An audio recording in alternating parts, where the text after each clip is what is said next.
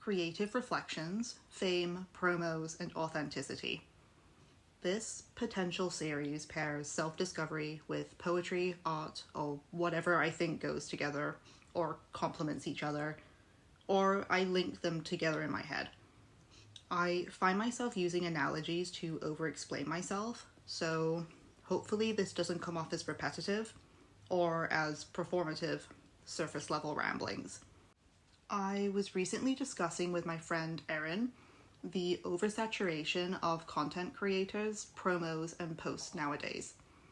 How everything feels and looks the same. Not just every influencer in general, but even individual content creators fall into a safe pattern, reliable repetition. Am I seeing the same posts over and over again? Or are content creators making the same content every time? Resulting in this nagging gut feeling where even if I like or perceive the creator as genuine, the post feels promotional rather than behind the scenes. I mean, this isn't new. Social media was once unpolished, a digital and public scrapbook for distant friends and family. Everything lacks authenticity because you need transparency and vulnerability to be, or at least appear, authentic. Everything's an advertisement, everything's corporate, clean, and not that deep. No wonder we desperately search for authenticity, surrounded by uncanny valley portrayals of people. No, influencers, content creators. You barely see your friends' posts on Instagram anymore. Does anyone use Facebook for anything other than Facebook Marketplace? Remember when YouTube was for sharing recorded memories, not for content? Back to Erin and my conversation. She's a small business owner too. I never felt bombarded by her promos online though. I don't believe I'm being biased. She shares my thoughts on this topic. She brought an insider perspective describing our reaction to, quote, business without community, unquote, since she runs a market. Your side hustle, your monetized hobby, doesn't have to exist or be marketed only online. Is this my discomfort? Erin's words triggered memories of watching sticker/print artists on YouTube and how they would all know each other. Even though they lived in different countries, they would swap packages and support each other. Am I projecting? Lately, I've been insecure that I'm one of those Substack writers who wants to be read but does no reading. To want a village, but not wanting to be a villager. I'm probably being hard on myself, something I often do. Anyway, this conversation triggered feelings of fear and disgust. Why was I feeling this way? And why couldn't I stop thinking of a specific poem, one that at first glance had nothing to do with influencer marketing, but something was connecting the two. Quote, I learned to wash in shell holes, unquote. An anonymous poem, I'm assuming written by a novice poet or someone's first and last poem. We know so little about the author, yet we learn of his struggles to perform basic tasks, such as washing and cooking during World War I. Everything about this poem feels unfamiliar. Quote, the snipers and the sergeant, unquote, both nameless and distant, literally with the enemy snipers and figuratively with his own sergeant, from whom he admits to hiding his true thoughts. The only first name is explained away with a footnote, a tinned vegetable stew named after its inventor, Makonnochi. Did the author know this, or was it just a name for an easy meal? I think the latter, especially since he never specifies who he hopes to send souvenirs home to. There is no mention of family or any person, just, quote, home, until the very last line, quote, but the one that Fritz sent over with my name on was a dud, unquote. Fritz is a nickname for a German soldier. Ironically, this phrase makes it appear that Fritz knows the author's name and we do not. Yet this poem is published in an anthology curated by literary scholars, which includes the works of Virginia Woolf and Ernest Hemingway. There is something honourable about creating, not for monetary gain or notoriety, but just to create. The poet didn't write this poem to be published amongst famous authors. It's more likely he wrote this poem in secrecy, to hide his criticisms of the war away from censors. Tucked away amongst letters from home. Like Atonement, did the poem make it home instead of the author? How many poems were lost because their poets were buried or left on foreign soil? When I first began curating other poems and artwork, I was trying to replicate the same spark this poem did. But I was trying too hard. Or being too obvious, like, yeah, Black Mirror's Nosedive is an obvious commentary on influencer culture. However, that wasn't answering the questions I had, and now I wasn't even sure what those were anymore. So I took a step back, went for a walk, and of course, once you stop trying to connect the dots, you remember a painting you saw on Tumblr and the plot of a book from your childhood. To give/to hold.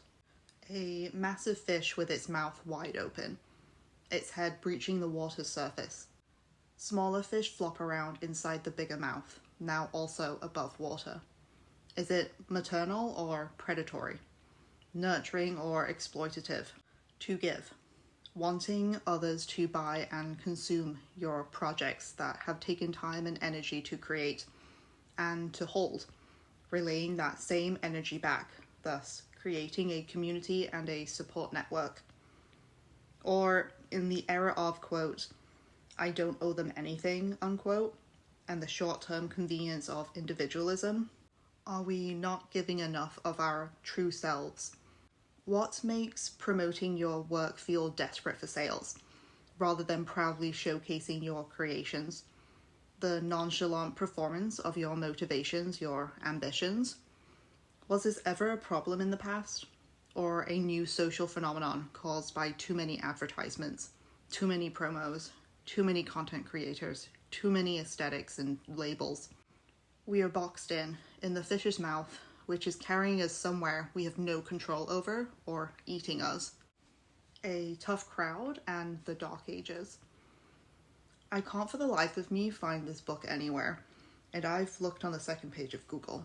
But for this reflection, the title doesn't matter, because my memory of the plot and the lessons I learned have had such an impact on shaping my ideologies on fame. Before I go into my memory of the plot, let me set the scene. I'm in junior school and feel like the luckiest girl because I got sorted into the best homeroom teacher's class. We'll call her Miss Honey. Every student dreamt of being in her class, so this is a huge deal for my classmates and me. Not even halfway through the first term, she got sick. The school obviously didn't go into details, but Miss Honey doesn't return for the rest of the year. I'm not even sure if she returns the year after us, or even at all. However, at the time, from my selfish, childish perspective, I was devastated because we were missing out on the best homeroom teacher ever, and stuck with a substitute. Future me interjecting here. I can only imagine this is a substitute teacher's worst nightmare. On one hand, an almost full school year of work.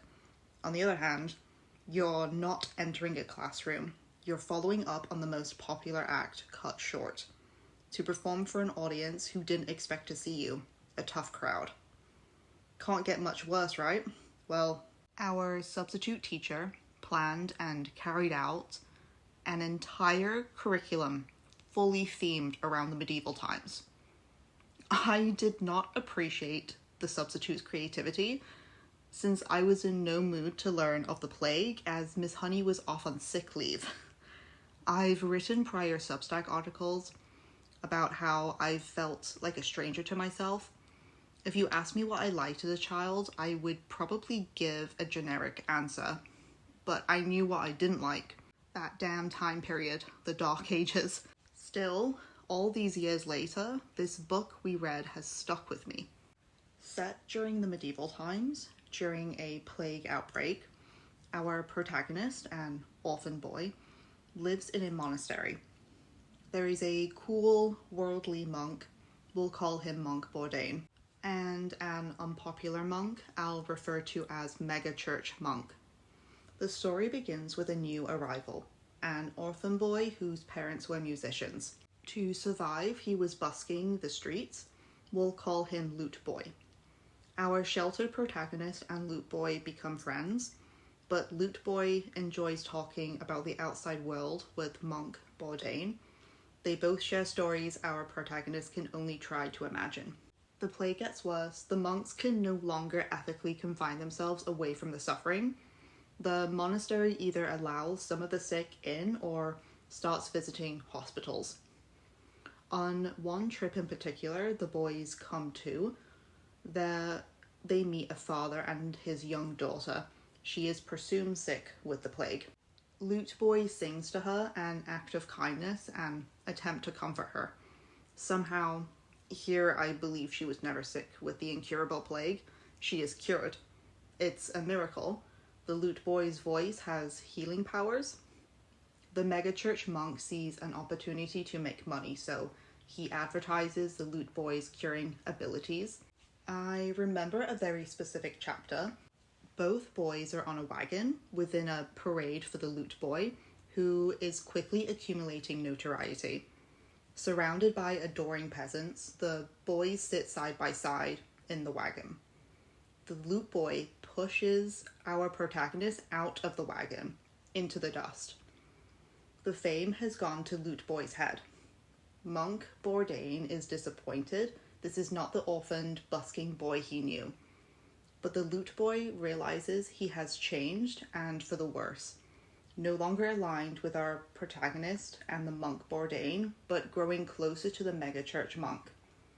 Loot Boy doesn't like who he has become, so he runs away from the monastery. Back to obscurity, just another musician busking on the streets. Usually I wouldn't like endings like this, but like Studio Ghibli's Spirited Away, the two characters parting ways feels like a necessary step forward. Final thoughts. I've never been good at writing conclusions, but I'm going to try to tie up loose ends or at least identify them. I never expected to fully answer my queries as to why I see authenticity within nonchalance and some proud posts as promos. Maybe it's just late-stage capitalism. Maybe it's Loot Boy's realizations. Maybe it's something else entirely. Either way, it's prevented me from sharing or creating anything to not add to the never-ending advertisements online. Marketing art is a double-edged sword. You want to make a living off your art, but is the risk of losing your creative control worth it? Do the pros of pleasing the algorithm outweigh the cons of contributing to the oversaturation of advertisements online? Will you come off as desperate? Am I defining the act of busking on the streets as embarrassing? Or is this my fear of failure and rejection leaking into other parts of myself? I have been thinking of adding the article's video version link to the bottom of the article on Substack, tucked away. However, recently I found another publication where the author links their video at the beginning, and I didn't see them as desperate or annoying. My opinions and thoughts are always changing, only possible by questioning not only others, but also yourself. I hope this encourages anyone else to do some self-reflection, and that you can use art or poetry as a tool to help.